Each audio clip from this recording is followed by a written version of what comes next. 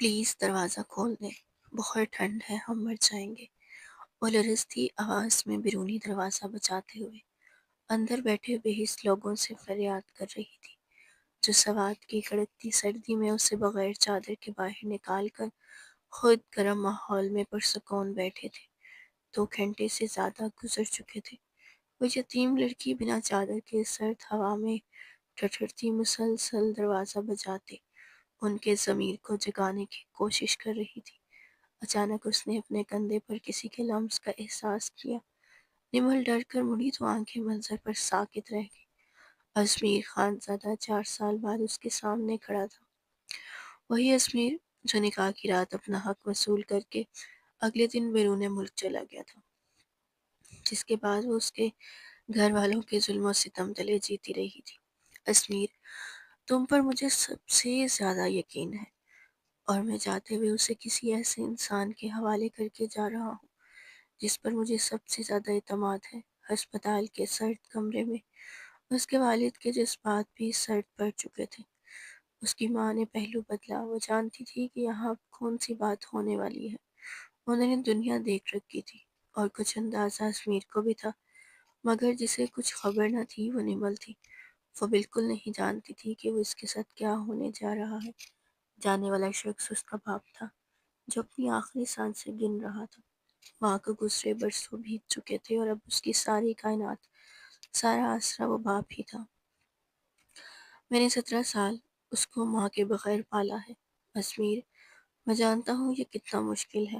یہ میری جان کا سب سے قیمتی حصہ ہے، اس کی حفاظت تمہارے حوالے ہے۔ انہوں نے نم آنکھوں سے اپنی بیٹی کو دیکھا، جو چپ چاپ پلکیں جھکائے آنسو بہا رہی تھی۔ ڈاکٹرز جواب دے چکے تھے۔ جگر کا وہ وقتی عارضہ اب ایک ایسی حقیقت بن چکا تھا جس کے پاس زندگی کی کوئی امید باقی نہیں تھی۔ وہ جانتے تھے کہ کل کا سورج وہ اپنی بیٹی کے ساتھ نہیں دیکھ سکیں گے۔ ان کی برسوں کی حسرت اب ایک ہی خواہش میں سمٹ آئی تھی، اپنی جان سے عزیز بیوی سے جا ملنے کی۔ نمل اکثر کہتی تھی، بابا آپ کو ماما سے اتنی محبت ہے جتنی ہم سے نہیں۔ وہ اپنی ماں کے حصے کی محبت کسی کے ساتھ بانٹنا نہیں چاہتی تھی۔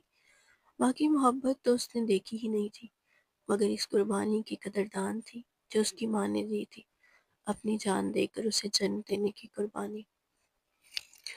مگر اس کے باپ سے جو محبت تھی وہ بے مثل تھی۔ وہی باپ اس کا دوست، خاندان، بھائی اور غمگسار سب کچھ تھا۔ پچھلے کئی سالوں سے ان کا جگر کا کام کرنا چھوڑ گیا تھا۔ جگر ٹرانسپلانٹ کے باوجود آپریشن کامیاب نہیں ہوا تھا۔ ڈاکٹر نے 48 گھنٹے خطرناک قرار دے دیے تھے، صاف کہہ رہا تھا کہ ان گھنٹوں میں کسی بھی وقت موت واقع ہو سکتی ہے۔ نمل جانتی تھی کہ وہ یتیم ہونے والی ہے، اور اس کا باپ جانتا تھا کہ اسے فوراً ایک سہارا چاہیے۔ کم وقت تھا، عمر بھی۔ اس نے ازمیر کا ہاتھ مضبوطی سے تھام کر مان سے کہا، ازمیر، میں امانت تمہیں سونپ رہا ہوں۔ ازمیر نے بے یقینی سے ہاتھ کھینچنا چاہا، مگر جب اس نے اپنے چچا کے بستر کے قریب کھڑے باپ کی آنکھوں میں دیکھا تو ان میں جھلکتے عزم اور التجا نے اسے ساکت کر دیا۔ انکار کی گنجائش نہیں تھی۔ وہ کسی اور سے منسوب تھا، کسی اور سے کمیٹڈ تھا، مگر حویلی کے فیصلے دل نہیں، خون اور قانون مانتے تھے۔ تم فکر مت کرو ازمیر، اس نکاح سے انکار نہیں کرے گا۔ انکار کی گنجائش نکلتی ہی نہیں ہے۔ وہ اس کے چچا ساتھ ہے، اور اسے وقت ازمیر کا فرض ہے کہ اپنے چچا کا سہارا بنے۔ ازمیر، آج سے یہ تمہاری بیوی ہے، اور نکاح تمہاری آنکھوں کے سامنے ہوگا۔ بھائی کی مہلت ختم ہو چکی تھی، روح کو پرواز کی جلدی تھی، اور وہ اپنی اکلوتی بھتیجی کو بے سہارا نہیں چھوڑ سکتے تھے۔ حویلی والوں کے دل اور قانون ہمیشہ سخت ہوتے ہیں۔ وہ جانتے تھے یہ نازک لڑکی ٹوٹ کر بکھر جائے گی، مگر اپنے دکھ کسی سے نہیں کہے گی، اور شاید کسی دن حویلی کے کسی بند کمرے سے اس کی خاموش لاش برآمد ہو۔ سوات کے خانزادے اپنے حسن اور اپنی تباہی دونوں کے لیے مشہور تھے، اور آج ایک خانزادی کے نصیب میں حاذق نام کی تباہی لکھی جا رہی تھی۔ مگر ازمیر کا دل ہمیشہ سے اس لڑکی کے لیے نرم رہا تھا۔ انہیں اپنے فیصلے پر یقین تھا کہ وہ خوش رہے گی۔ آخر وہ ان کا بیٹا تھا، سمجھوتا کر لے گا، اور شاید کسی دن محبت بھی جاگ اٹھے گی، وہ سب کچھ سمیٹ لے گا۔ ازمیر نے شعلہ برساتی آنکھوں سے اسے دیکھا، جسے چاہتا ہو وہ انکار کر دے گا، مگر وہ نظریں چکا گئی، وہ اپنے باپ کو انکار نہیں کر سکتی تھی، چاہے اس فیصلے کے بعد اس کے ساتھ کیسا بھی سلوک ہوتا۔ وہاں موجود ہر شخص خاموش تھا، اور اس خاموشی کی وجہ سے ازمیر خانزادہ کا باپ اکبر خان مجال تھی جو کوئی ان کے سامنے اونچی آواز میں بات کر لے۔ ان کے رعب، ان کے دھاک کا کوئی مقابلہ نہیں تھا۔ دوسری طرف ازمیر کی ماں کے دل میں اب لالچ نے بھی جنم لے لیا تھا۔ نمل باپ کی جائیداد کی اکلوتی وارث تھی، اور ساتھ ہی اپنے غیر معمولی حسن کی وجہ سے خوف کی علامت بھی بن گئی تھی۔ وہ اتنی حسین تھی کہ رد کیے جانے کے قابل نہیں تھی۔ ابھی تو وہ کم عمر تھی، لیکن جب حاذق کے حقوق پورے کرنے کی عمر تک پہنچی، تب تک تباہی مچانے کے لیے کافی تھی۔ ازمیر آسٹریلیا جانا چاہتا تھا، اور اس کی ماں کئی مہینوں سے اس کی ضد کو ٹال رہی تھی۔ وہ اسے گوریوں کے بیچ نہیں چھوڑنا چاہتی تھی، مگر اب نکاح کے بعد وہ اسے جانے دیں گی۔ اب وہ اسے نہیں روکیں گی، بلکہ اپنے دل کو سمجھا لیا تھا کہ وہ اس لڑکی کا بہترین علاج کریں گے۔ فیصلہ ہو چکا تھا، نکاح ہو گیا تھا۔ وہ زاروں قطار رو رہی تھی، باپ کے سینے سے لگ کر سسکیاں بھرنے لگی۔ انہوں نے اسے دلاسا دیا، میں نے تمہارے لیے بہترین مرد چنا ہے، وہ اچھا انسان ہے۔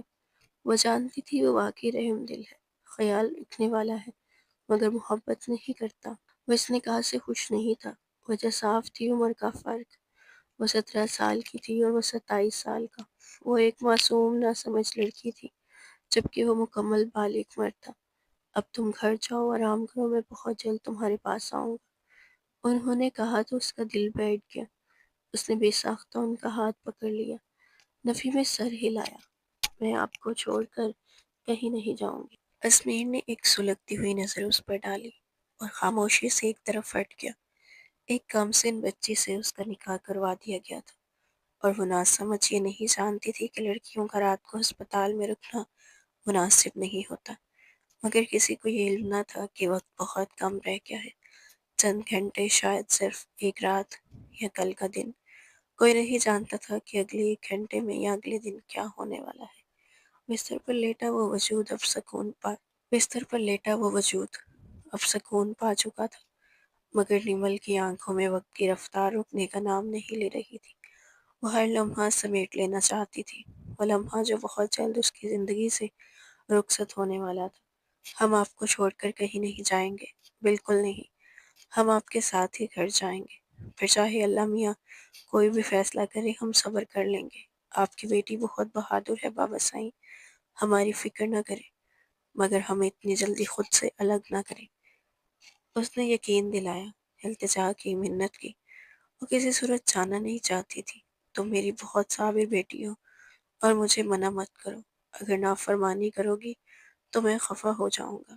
بات مانو، شوہر کے ساتھ گھر جاؤ، اپنی نئی زندگی شروع کرو۔ انہوں نے نرمی سے کہا، اور اس کے دونوں ہاتھ چوم لیے۔ پھر خان کو اشارے سے پاس بلایا، اسے لے جاؤ اور خود بھی چلے جاؤ۔ آج سے یہ تمہاری ہوئی، اس کا حال اور مستقبل اب اللہ کے ہاتھ میں، اللہ کے بعد تمہارے حوالے ہے۔ وہ 10 سال بڑا تھا، ہر پہلو سمجھنے کے باوجود اس لڑکی پر خفا تھا۔ نکاح کو 10 منٹ بھی نہ گزرے اور وہ کزن اور دوست سے شوہر بن گیا تھا، اس کے تمام حقوق و اختیارات کا مالک۔ کاش عمر میں اتنا فرق نہ ہوتا، کاش وہ پہلے سے کسی سے کمیٹڈ میں بندھا نہ ہوتا۔ ازمیر کی ماں ذکیہ خانم نے بے یقینی سے پہلو بدلا تھا۔ وہ دونوں اکیلے گھر جائیں گے، اب تو وہ محرم ہے، مگر میں ایسا نہیں ہونے دوں گی۔ اگر ان کے درمیان کچھ ہوا تو انہوں نے فوراً اعتراض اٹھایا، ایسے کیسے ازمیر گھر چلا جائے، یہاں رکے گا؟ اب جب بیٹا بن گیا ہے تو فرض بھی نبھائے گا۔ وہ میٹھی چھری تھی، مگر اکبر خان کی سخت نگاہوں نے انہیں خاموش کر دیا۔ پھر بھی وہ باز نہ آئیں۔ میں ڈرائیور کے ساتھ نمل کو گھر لے جاؤں گی، انہوں نے تیزی سے کہا، اور آگے بڑھ کر دل آویز کو دلاسا دیا۔ اکبر خان نے فوراً سخت لہجے میں روکا، ان دونوں کو جانے دو، میں آج کی رات اپنے بھائی کے پاس رکوں گا۔ تم گھر جاؤ اور ازمیر کا کمرہ صاف کرواؤ۔ نمل کی ضرورت کی ہر چیز اس کے کمرے میں موجود ہونی چاہیے۔ جو چیزیں تم نے ازمیر کے لیے بنوائی تھی، اب انہیں اس کمرے میں رکھنے کا وقت آ گیا ہے۔ میں نہیں چاہتا کہ نمل بغیر ازمیر کے حویلی کے دوسرے حصے میں رہے۔ اسے وہی عزت و مقام دو جو اس گھر کی چھوٹی بہو کو ملنا چاہیے۔ ازمیر نے ایک خفا نظر باپ پر ڈالی، مجھے آپ سے کچھ بات کرنی ہے۔ وہ بچہ نہیں تھا جو بات نہ سمجھتا इशारे سے باپ کو کمرے سے باہر لے گیا۔ بستر پر لیٹے وجود نے بے چینی سے بھائی کی طرف دیکھا۔ اکبر خان نے نمل کا ہاتھ پکڑ کر اپنی بیوی میں دیا۔ تم اسے لے جاؤ۔ اسمیر کو جو بات کرنی ہے وہ دانش کے سامنے کرے گا۔ اس کا جو رشتہ مجھ سے ہے اب وہ دانش سے بھی ہے۔ وہ اس کا بھی بیٹا ہے۔ اس کے سامنے جو کہنا ہے کہہ سکتا ہے، اور مجھے نہیں لگتا کہ ایسی کوئی بات ہے جس کے لیے تمہیں یہاں رکنا پڑے گا۔ انہوں نے فیصلہ کن انداز میں کہا۔ ان کے رعب اور حکم کے آگے کسی کی ہمت نہیں تھی۔ نمل نے مجبوری سے قدم اٹھائے۔ دل ایک لمحے کے لیے بھی باپ کے سائے سے جدا ہونے کو تیار نہ تھا۔ کل تو دوبارہ آ جانا۔ جہاں اتنے دن دانش نے سروائیو کیا ہے، مجھے یقین ہے اللہ تعالیٰ کل تک کوئی معجزہ بھی کرے گا۔ انہوں نے نمل کے سر پر ہونٹ رکھے، اسے سینے سے لگایا اور تھپک کر ماں کے حوالے کر دیا۔ یہ تمہاری بیٹی ہے، اسے بہو سمجھنے کی غلطی مت کرنا، اور اس کی حق تلفی کے بارے میں کبھی سوچنا بھی مت۔ ان کے لہجے کی سختی نے فضا کو گہرا کر دیا۔ بستر پر لیٹے وجود کی رگوں میں جیسے زندگی کی لہریں دوڑنے لگی تھی۔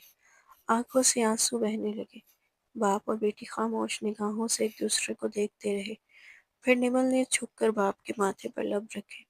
ان کے ہاتھ چومے، باپ نے بھی بیٹی کے ہاتھوں کو بوسہ دیا۔ اسمیر نے یہ منظر دل گرفتگی سے دیکھا۔ وہ لڑکی اسے بہت عزیز تھی، مگر اس طرح نہیں۔ وہ اسے روتا ہوا نہیں دیکھ سکتا تھا۔ اس کا دکھ اسے برداشت نہیں ہوتا تھا۔ وہ شروع سے اسے عزیز سمجھتا تھا، مگر اب وہی لڑکی اس کی بے بسی کی وجہ بن گئی تھی۔ ٹھیک ہے، میں اس سے بات کروں گا، سب ٹھیک ہو جائے گا، وہ سمجھ جائے گی۔ اس نے خود کو تسلی دی۔ وہ مجھ سے بہت چھوٹی ہے، میں اسے کسی ایسے اچھے مرد کے حوالے کر دوں گا۔ وہ ہمیشہ سے میری بات مانتی آئی ہے، عزت کرتی ہے، مان جائے گی۔ اسمیر نے فیصلہ کن لہجے میں خود سے وعدہ کیا۔ بھاڑ میں جائے ساری دنیا، میں اس کے لیے بہترین مرد ڈھونڈوں گا۔ نمل دروازے کی طرف بڑھی، ہر چند قدم پر پلٹ کر باپ کو دیکھتی۔ اسمیر نے آگے بڑھ کر کمرے کا دروازہ بند کیا۔ اس نے ایک لمحے کے لیے اسمیر کو دیکھا، اور پھر بند ہوتے دروازے کو۔ اسمیر نے غور کیا جو پہلی بار اس سے نظریں چرا رہی تھی، حالانکہ اس نے کبھی ایسا نہیں کیا تھا۔ یہ شاید اسی نکاح کی وجہ سے تھا، یا پھر وہ خود بھی شرمندگی محسوس کر رہی تھی۔ اچھا ہے وہ شرمندہ ہے، اسے معلوم ہو کہ یہ سب غلط تھا۔ ایک دفعہ چچا ٹھیک ہو جائیں اور پھر وہ اس معاملے سے نکل آئے۔ دروازہ بند ہوا تو وہ سینے پر پاؤں پھیر کر باپ کی طرف مڑی۔ وہ مجھ سے بہت چھوٹی ہے، اس نے صاف اور بے باکی سے کہا، بنا تمہید کے منہ پھٹ کر۔ سب جانتے تھے باپ نے بات رد کر دی ہے، اس سے کوئی فرق نہیں پڑتا۔ تمہاری ماں بھی مجھ سے 15 سال چھوٹی تھی، اب وہ مجھ سے پہلے بوڑھی ہو رہی ہے۔ مرد ہمیشہ جوان رہتا ہے۔ اس بار احتجاج واضح تھا۔ آپ لوگوں کو سمجھ کیوں نہیں آتا؟ یہ اس کے ساتھ ظلم ہے، میں اور وہ بالکل بچی ہے۔ میں اس کے ساتھ ظلم نہیں کر سکتا، اور پھر آپ اسے میرے کمرے میں رکھنے کا ارادہ رکھتے ہیں۔ میں کہاں تک خود کو فرشتہ ثابت کروں؟ مجھے کچھ وقت دے۔ وہ نابالغ ہے، اسے بھی وقت دیں، اس نے مٹھیاں مضبوطی سے بند کرتے ہوئے کہا۔ مجھے تم پر یقین ہے، باپ سے پہلے چچا نے کہا۔ اعتراض کو رد کیا گیا، اسے فرشتہ سمجھ لیا گیا، اور شوہر سے بڑھ کر اپنی بیوی کے احساسات اور جذبات کی حفاظت کون کر سکتا ہے؟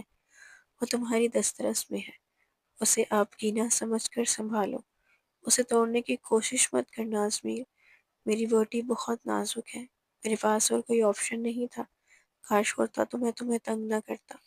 انہوں نے کچھ کہنا چاہا تو بڑے بھائی نے فوراً بات پوری کر دی۔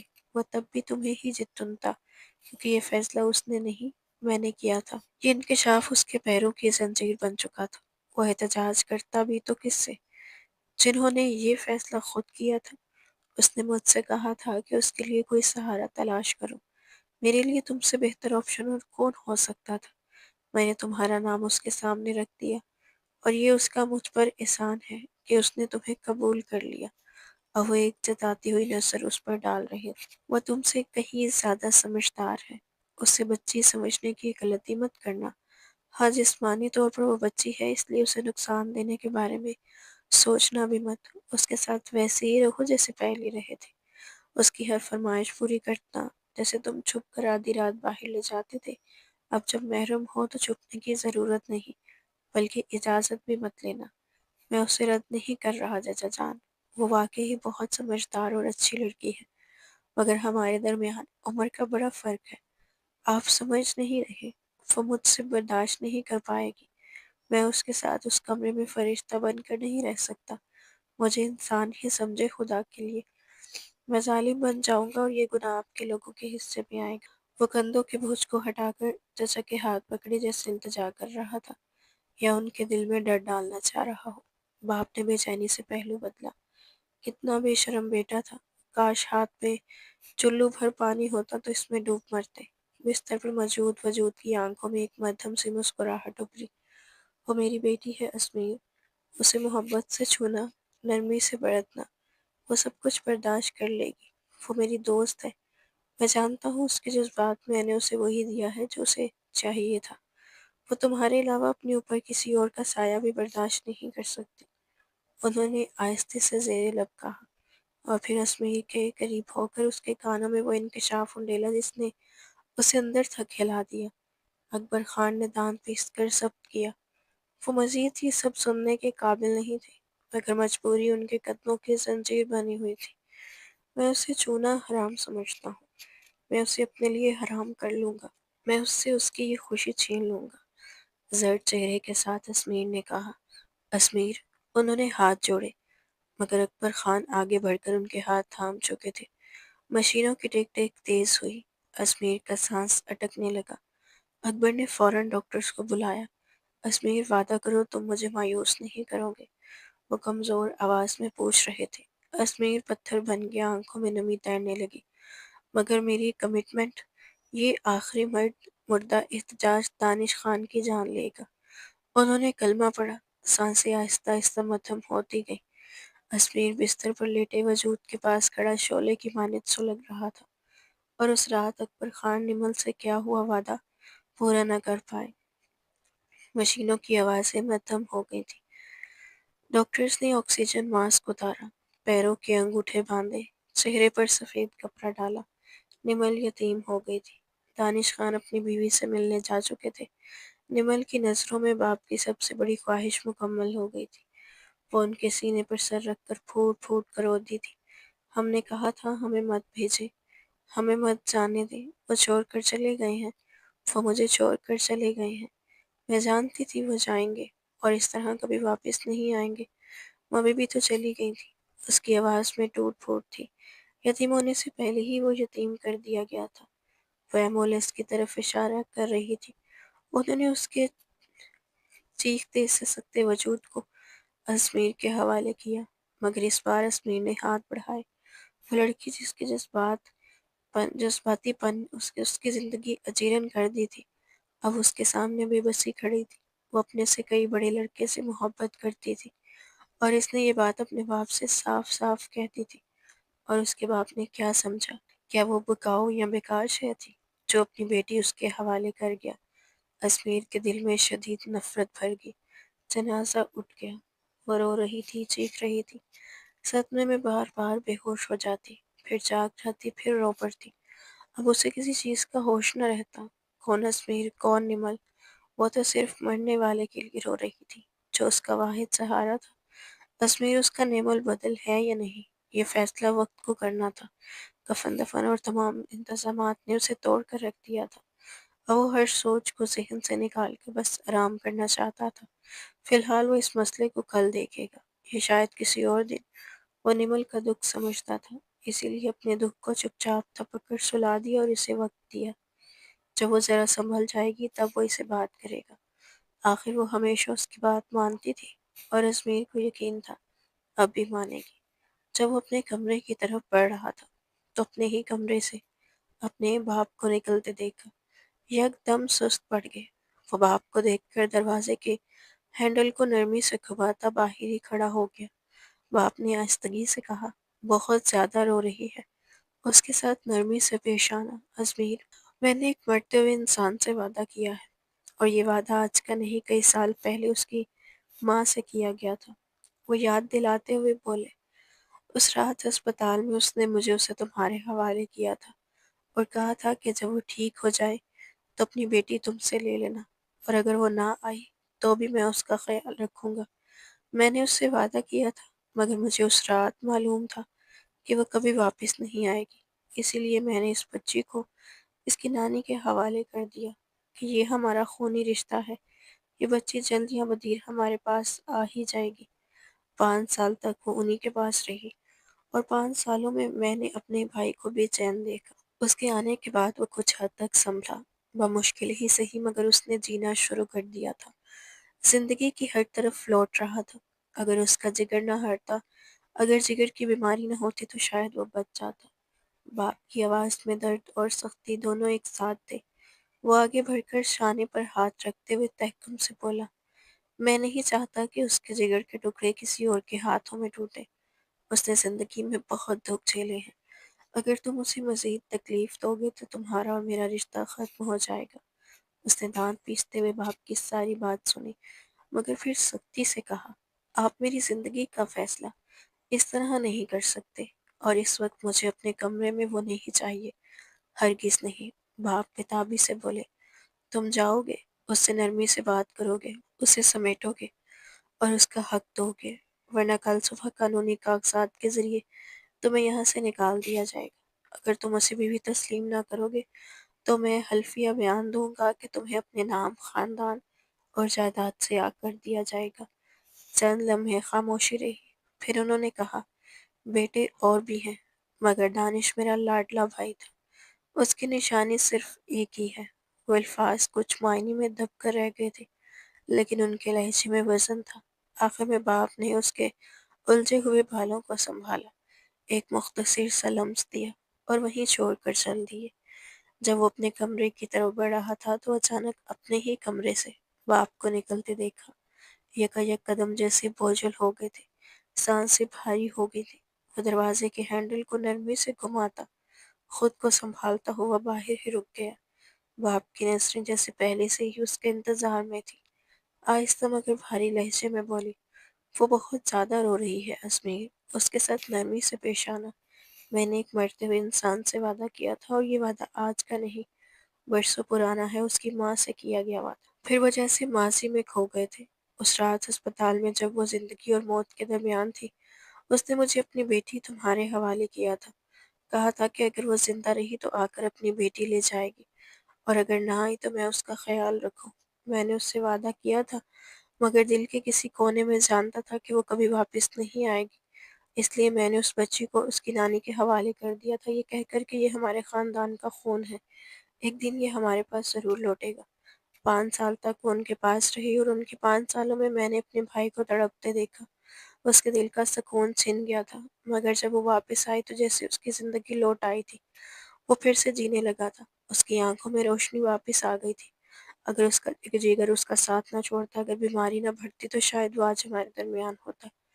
باپ کی آواز بھر آئی تھی، مگر اگلے ہی لمحے لہجے میں وہی پرانی سختی لوٹ آئی، میں نہیں چاہتا کہ اس کے جگر کے ٹکڑے کو کوئی اور توڑ دے۔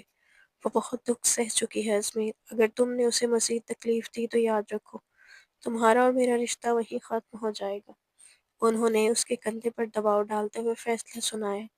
ازمیر نے دانت بھینچ کر ساری بات سنی، پھر بس سب کے باوجود لہجے میں سختی دڑائی، آپ میری زندگی کا فیصلہ اس طرح نہیں کر سکتے، اور مجھے اس وقت اپنے کمرے میں وہ نہیں چاہیے، ہرگز نہیں۔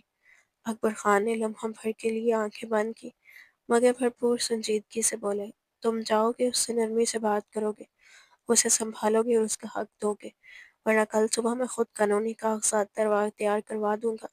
تم اسے بیوی نہیں مانو گے تو میں حلفیہ بیان دے کر تمہیں اپنے نام، خاندان اور جائیداد سے آگ کر دوں گا۔ کچھ دیر کے بعد خاموشی چھا گئی، پھر ان کی آواز دھیمی مگر گہری ہوئی، بیٹے اور بھی ہیں، مگر دانش میرا لاڈلا بھائی تھا، اس کی نشانی صرف ایک ہی ہے۔ وہ جملہ ادھورا رہ گیا، مگر اس کے اندر کی شدت ازمیر کے دل میں بجلی بن کر دوڑ گئی تھی۔ آخر میں باپ نے اس کے الجھے ہوئے بالوں کو نرمی سے درست کیا، جیسے برسوں کی محبت کو انگلیوں میں سمیٹ رہے ہوں۔ ایک لمحے کو روک کے گہری نظر اس پر ڈالی اور پھر خاموشی سے وہاں سے چلے گئے، پیچھے ایک بوجھل ہوا اور فیصلہ چھوڑ کر۔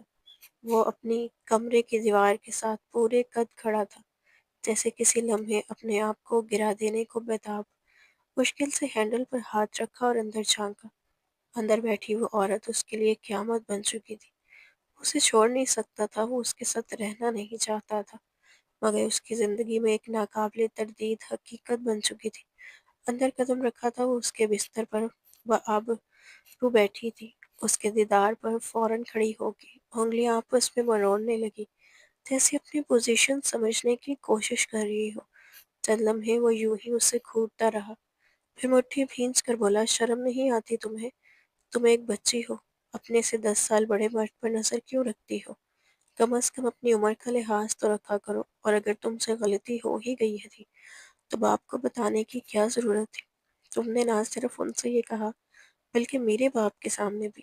مجھے تو شرم آتی ہے کہ میری زندگی میں ایک ایسی عورت شامل ہے جس نے میری نرمی کو غلط فہمی سمجھ لیا تھا، اور جس کی وجہ سے میرا ترس میرے اوپر حاوی ہو گیا تھا۔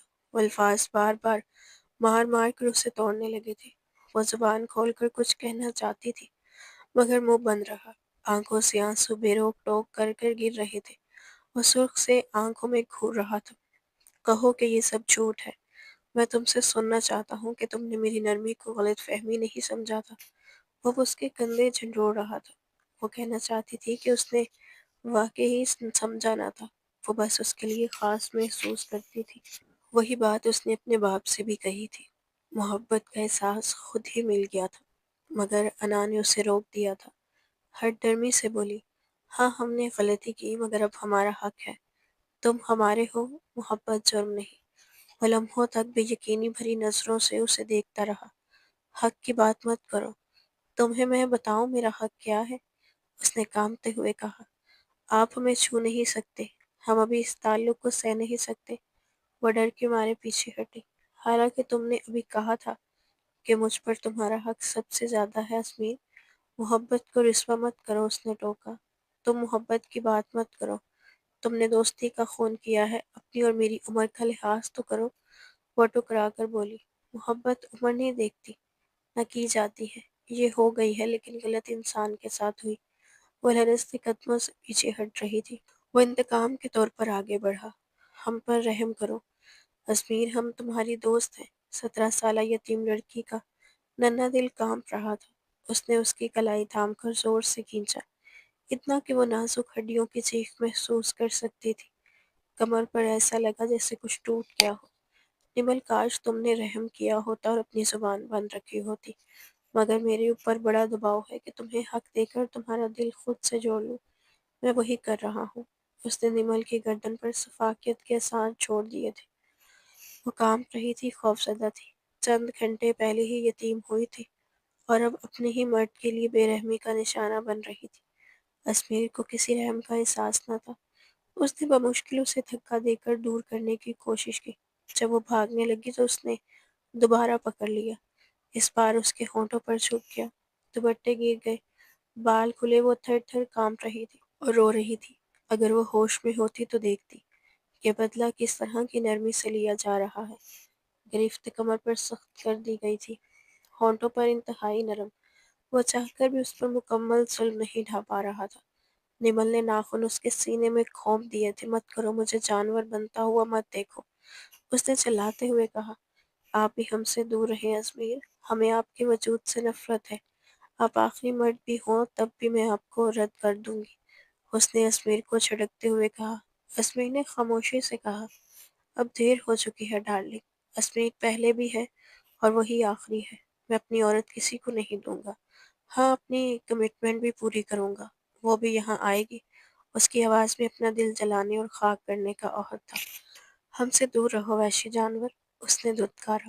ازمیر نے چہرہ صاف کیا، بے یقینی سے اسے دیکھا، انا، مردانگی سب حاوی ہوا، اپنا نقصان یاد آیا، اب نرمی نہیں برتے گا، وہ اس قابل نہیں تھی۔ اس نے ایک ہی وار میں اس کے بال پکڑ کر جھٹک دیا، وہ بیڈ پر گری، اپنی سادہ قمیض اتار کر دور اچھال دی، اس کی کلائیاں پکڑ کر ان پر دباؤ ڈالا۔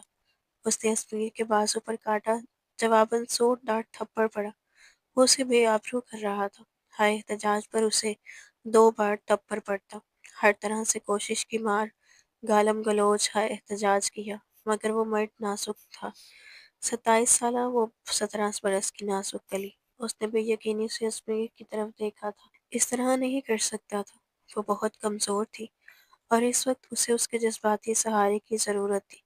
وہ اس کے وجود کی اس طرح کرچیاں نہیں کر سکتا تھا۔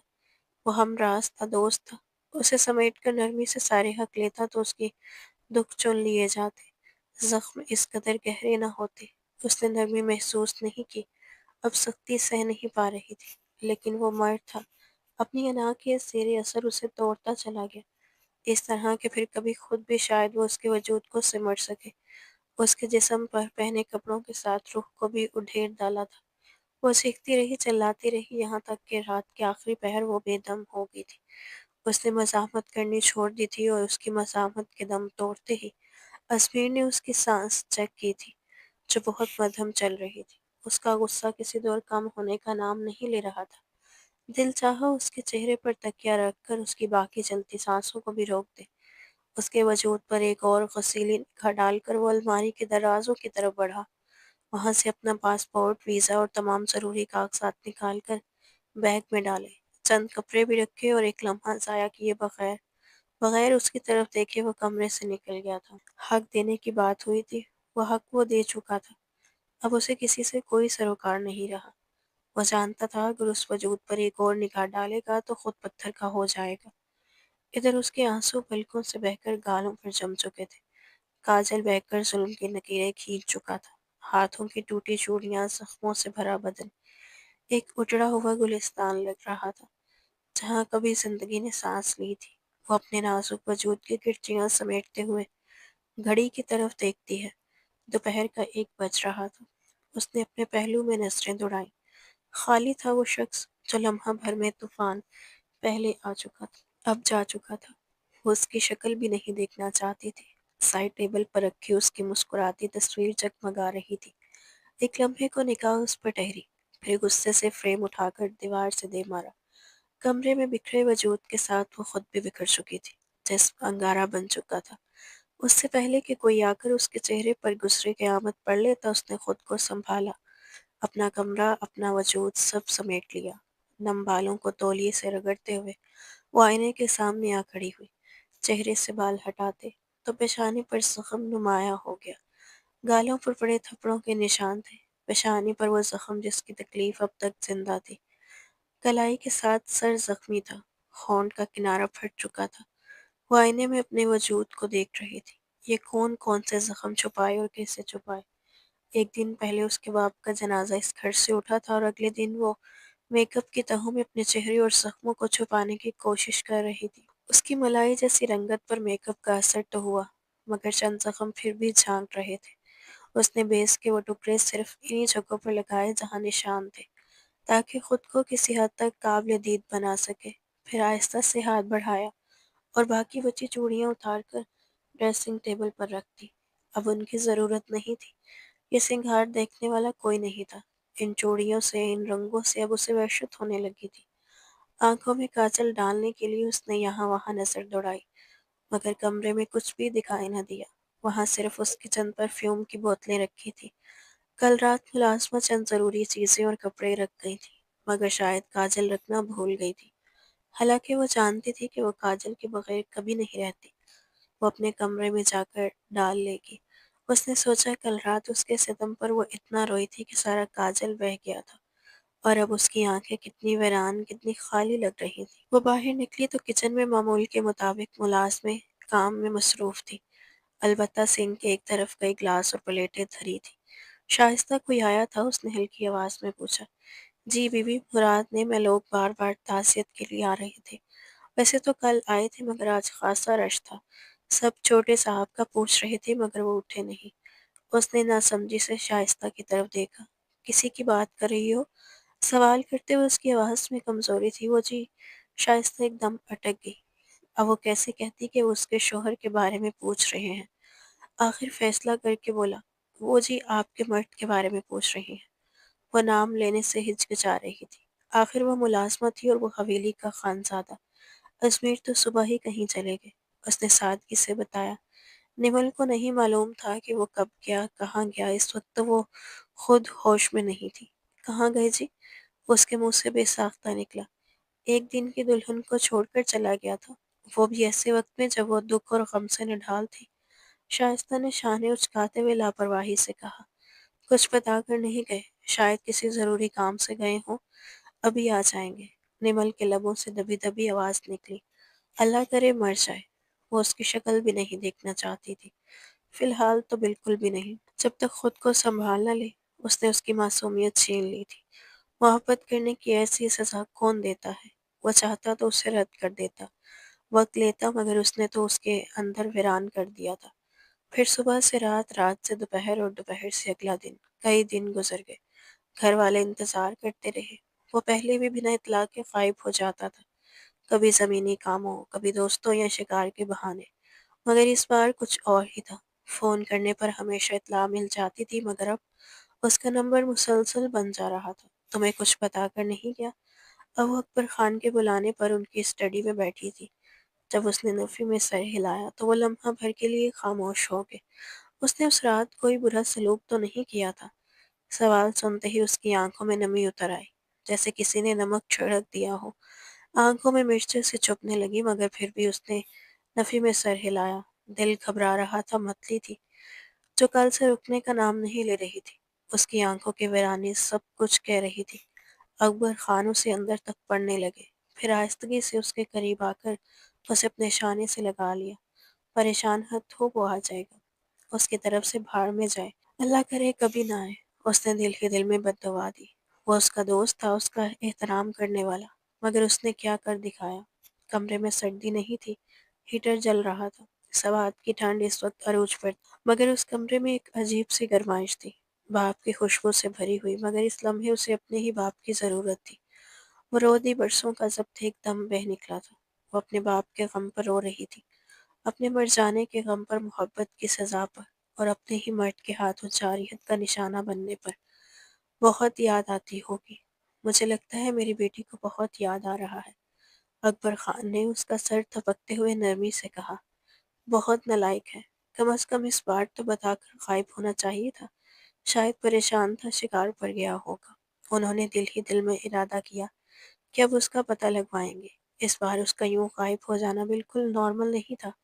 فی الحال تو اسے کہیں نہیں جانا چاہیے تھا، اور یہی بات اکبر خان کے دل کو کھائے جا رہی تھی۔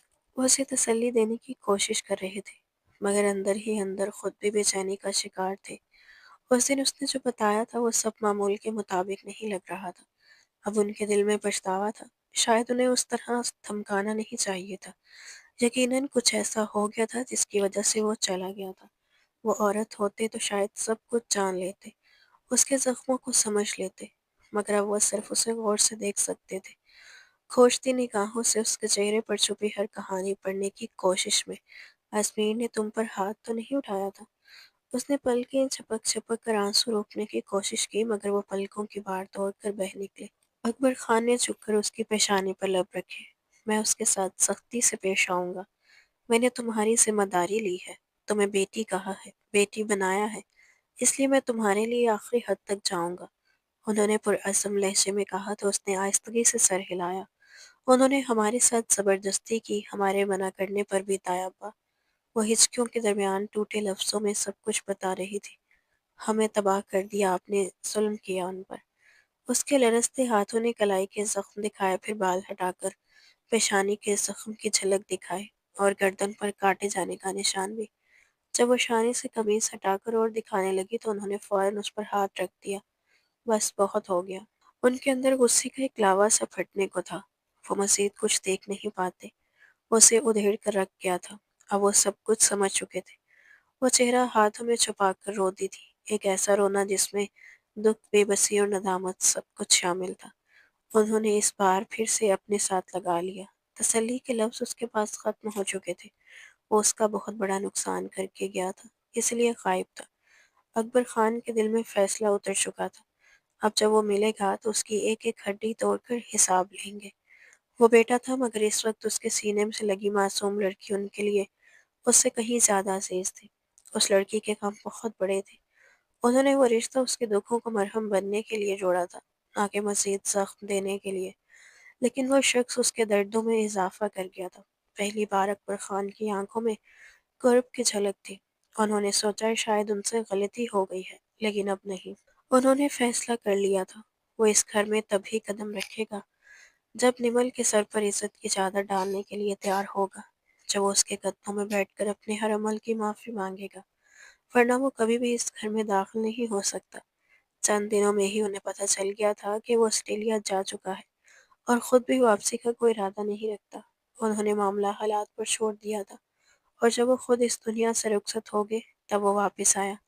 دروازے کی دہلیز پر وہ کھڑا تھا، وہی دہلیز جس پر وہ کسی زمانے میں اپنی بے عزتی چھوڑ کر گئی تھی۔ اس کے گھر والے اسے نکال چکے تھے۔ بے حس انسان کے ساتھ یہی ہونا چاہیے تھا۔ اس کی عزت کو رات کے اندھیرے میں خاموشی سے اس گھر سے بے دخل کر دیا گیا تھا۔ وہ ہر لمحہ، ہر سانس اپنے کیے کی سزا جھیلتا رہا۔ یہ سزا کب محبت میں بدل گئی وہ خود بھی نہیں جان سکتا تھا۔ اس نے کئی بار ویڈیو کال پر اسے پوچھنے سے گزرتے دیکھا۔ اس نے ویڈیو کال پر اسے پیچھے سے گزرتے ہوئے دیکھا۔ وہ ہر جھلک اسے بے تاب کر دیتی۔ کئی بار اس نے معافی مانگنے کی کوشش کی، مگر وہ ہر بار اس کی معافی کو رد کر دیتی۔ 2 سال پہلے اکبر خان ایک حادثے میں جاں بحق ہو گئے تھے۔ 2 دن تک ان کی لاش سرد خانے میں پڑی رہی۔ وہ اپنا آخری سہارا کھو دینے پر جتنا رو سکتی تھی رو چکی تھی۔ اسمیر آیا تھا، مگر اس کے آنے کی خبر سنتے ہی وہ گھر چھوڑ گئی تھی۔ جب وہ دفنا کر واپس پہنچا تب تک وہ جا چکی تھی۔ اس کے اس رد عمل نے اسمیر کو اندر تک توڑ دیا۔ اسے اس وقت اس کی ضرورت تھی، مگر وہ موجود نہیں تھی۔ پھر خیال آیا جب اسے اس کی ضرورت تھی تب وہ کہاں تھا؟ شاید اسی کا یہ انجام ہونا تھا۔ اس نے کوئی شکوہ نہیں کیا۔ 7 دن بعد وہ بنا اس سے ملے واپس چلا گیا تھا۔ ان 7 دنوں میں وہ اپنے ماموں کے گھر پر رہی تھی۔ وہ اچھی طرح جانتا تھا کہ وہ لوگ اس لڑکی سے نفرت کرتے ہیں، مگر وہ اس کی بیوی تھی۔ وہ اسے وہاں سے بے عزت ہونے کے لیے نہیں چھوڑ سکتا تھا۔ وہ نہیں چاہتا تھا کہ جو ظلم وہ کر چکا ہے باقی دنیا بھی وہی اس پر دہرا دے، مگر وہ نہیں جانتا تھا کہ اس کی پیٹھ پیچھے اس کے ساتھ کیا سلوک کیا جائے گا۔ ایک محافظ اٹھ گیا تھا تو دوسرا اس کا سایہ بن گیا تھا، اور جب وہ سایہ بھی ہٹ گیا تو کسی نے اپنے ٹھنڈے پروں کی چھاؤں میں اسے پناہ دی۔ لیکن اب وہ پر جل چکے تھے، اور وہ خود ایک جلتی شمع کی طرح دن رات بھسم ہو رہی تھی۔ پلیز دروازہ کھول دیں، بہت ٹھنڈ ہے، ہم مر جائیں گے۔ وہ بیرونی دروازہ پیٹتی اندر بیٹھے بے حس لوگوں سے التجا کر رہی تھی۔ سوات کی کڑکتی سردی میں اسے بنا چادر کے باہر نکال دیا گیا، جبکہ اندر لوگ گرم کمروں میں آرام سے بیٹھے 2 گھنٹے سے زیادہ گزر چکے تھے، اور وہ یتیم لڑکی سرد ہوا میں ٹھٹرتی مسلسل دروازہ پیٹتے ہوئے فریادیں کر رہی تھی۔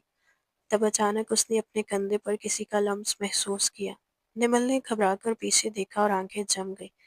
اسمیر خان زادہ 4 سال بعد اس کے سامنے کھڑا تھا، وہی شخص جو نکاح کی رات اپنا حق وصول کر کے اگلے ہی دن بیرون ملک چلا گیا تھا، جس کے بعد وہ اس کے گھر والوں کے ظلم و نفرت کی ٹھوکروں پر جیتی رہی۔ اس نے ایک شوق نگاہ اس پر ڈالی، اس کے ہاتھ، جسم، آنکھیں سب منجمد ہو گئے۔ ہر احساس جیسے پتھر بن گیا۔ وہ سامنے تھا، اس نے سوچا تھا اگر وہ کبھی سامنے آیا تو اس کا گریبان پکڑ کر جھنجھوڑ ڈالے گی، اس کے منہ پر اتنے تھپڑ مارے گی جتنے اس نے اس رات اس کے منہ پر مارے تھے۔ اس نے سوچا تھا کہ وہ اس کے ساتھ وہی سلوک کرے گی جو وہ کر کے گیا تھا، مگر جیسے ہی وہ سامنے آیا وہ اس کے سینے سے لگ کر پھوٹ پھوٹ کر رو دی تھی۔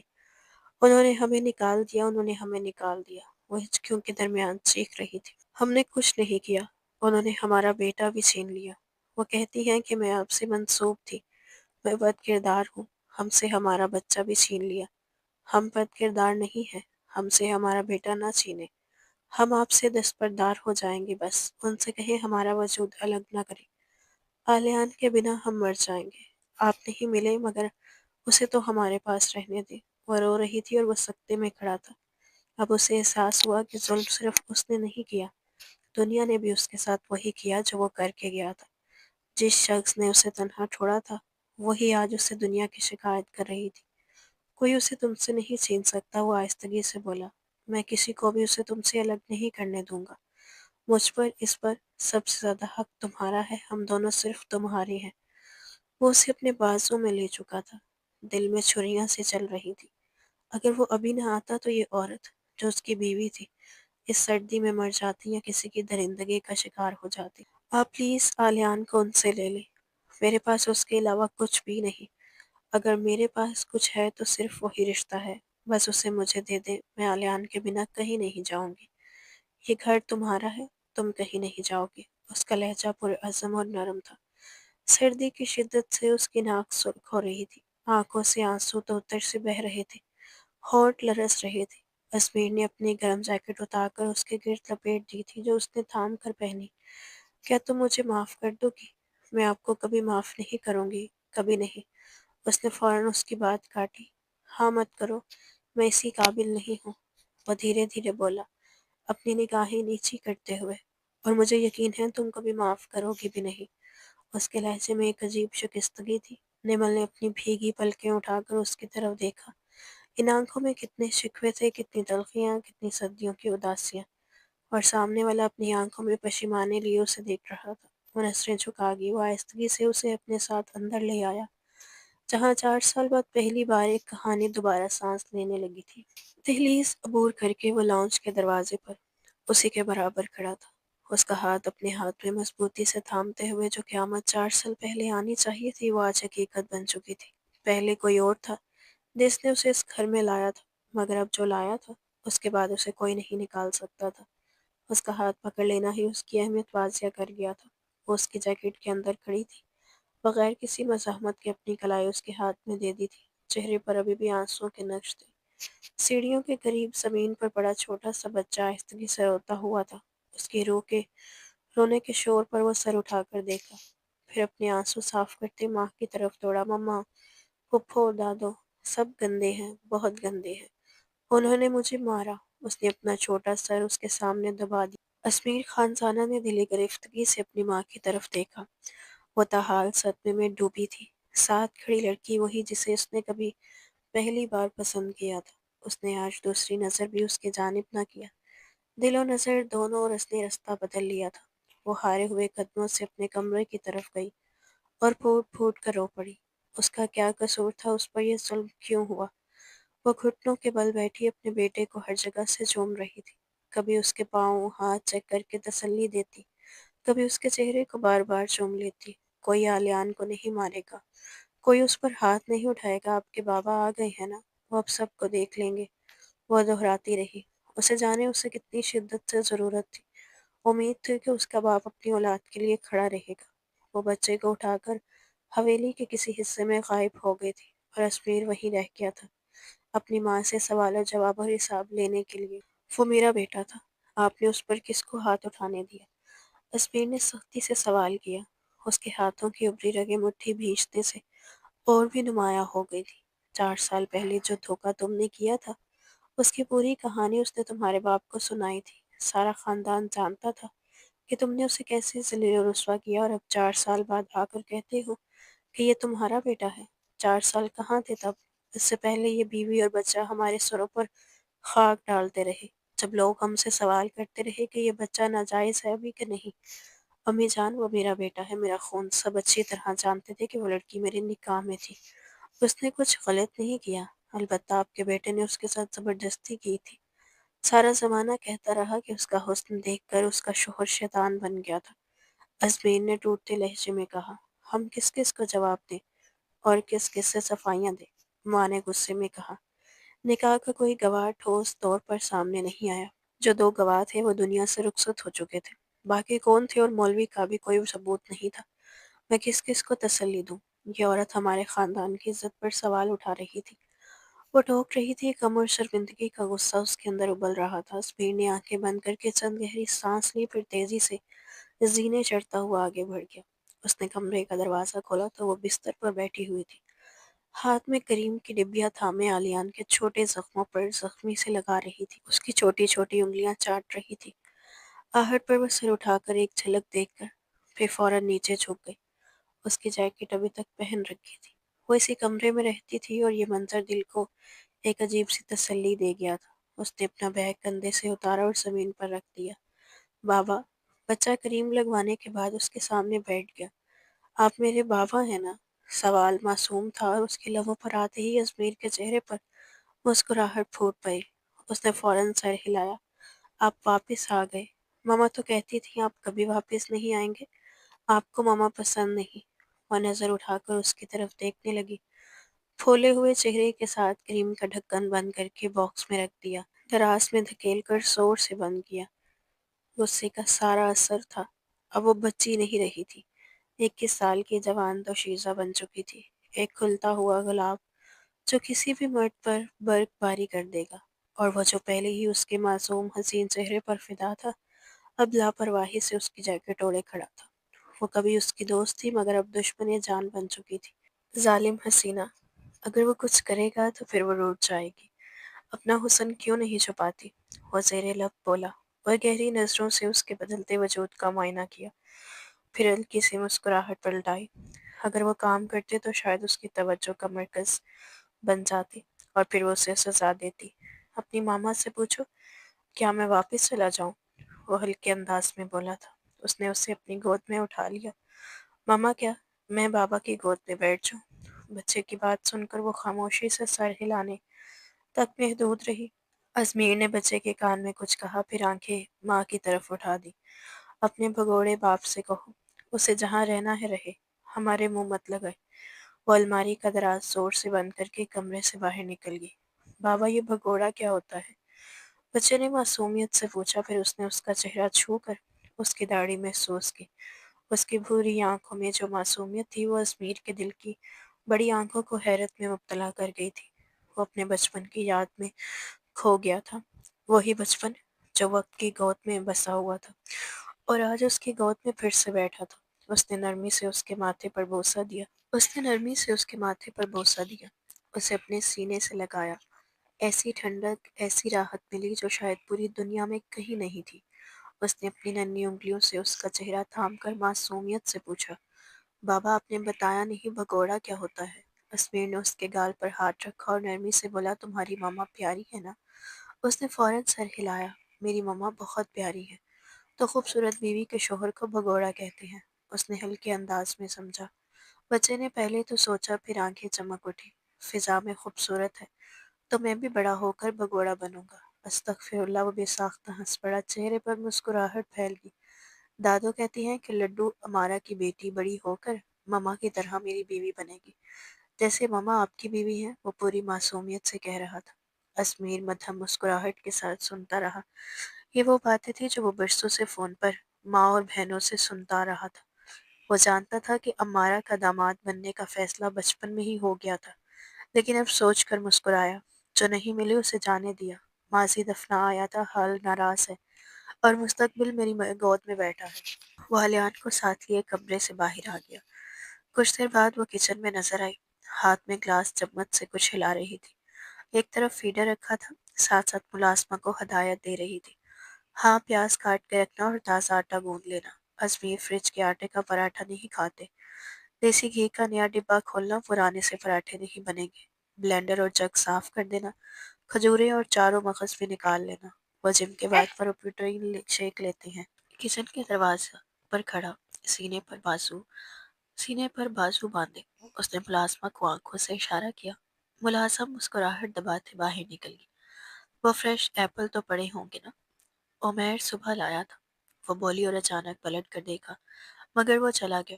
الو کی پٹھی بتا کر بھی نہیں گئی، وہ بڑبڑائی۔ اچانک پیچھے سے آواز آئی،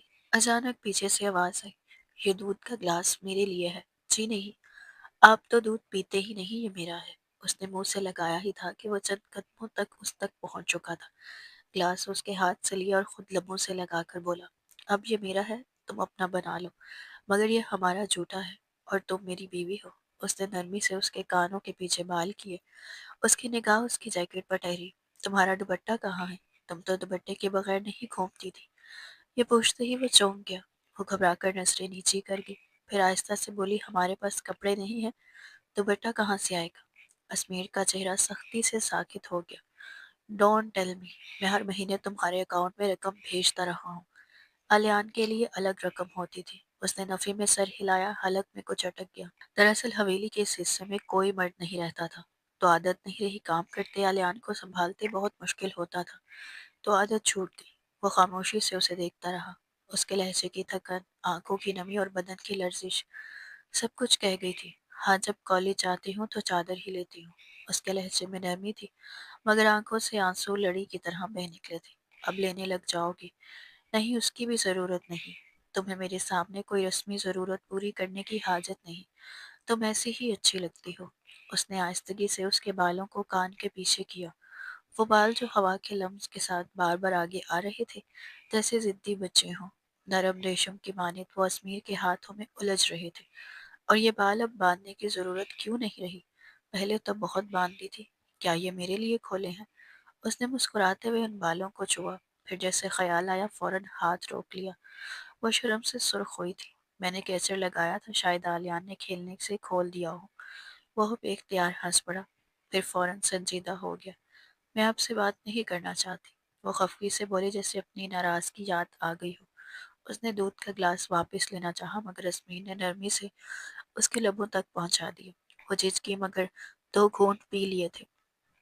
وہ جو سمجھ رہی تھی کہ وہ اسے پلائے گا، وہ خود باقی دودھ ایک ہی سانس میں ختم کر گیا۔ اس نے خفا نظروں سے اسے دیکھا۔